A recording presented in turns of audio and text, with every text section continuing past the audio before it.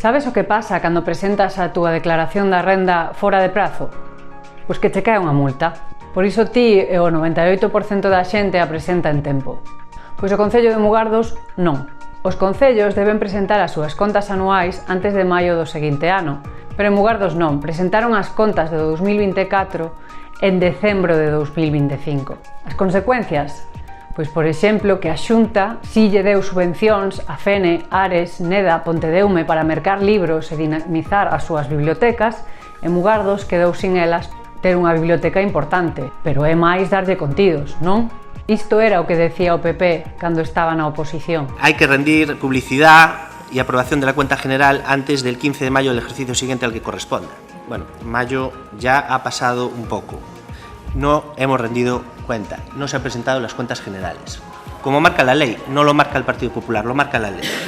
Usted me dirá que es que no se puede porque la interventora está de vacaciones. Oiga, no se puede cumplir la ley cuando un trabajador está de vacaciones.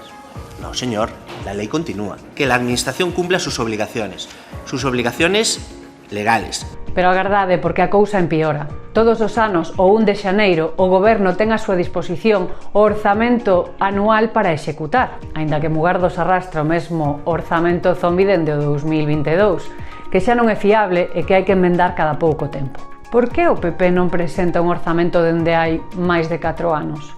Sabedes iso que repite Juan Domingo de que a oposición nos bloquea? Ben, pois no 2025 todas as cousas que pasaron polo pleno saíron adiante.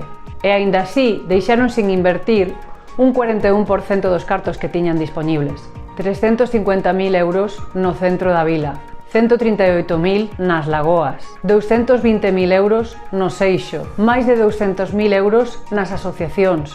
Este é un mérito exclusivo do PP, porque o BNG nin o resto da oposición lle puxeron ningún impedimento para executar este orzamento. Outra cousa é o que din diante do micrófono. E iso sin contar os cartos que houbo que devolver. 112.000 euros no pabillón, 24.000 euros en rehabilitación de casas. A excusa seguirá sendo a oposición, pero a realidade é ben distinta. No BNG traballamos con responsabilidade e exiximos o mesmo ao goberno do PP. Levan 6 anos sin saber nin onde están. O problema en Mugardos non é de cartos, é de desorde.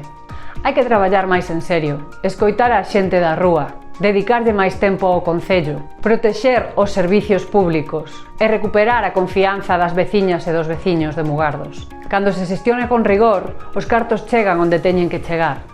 O BNG está niso.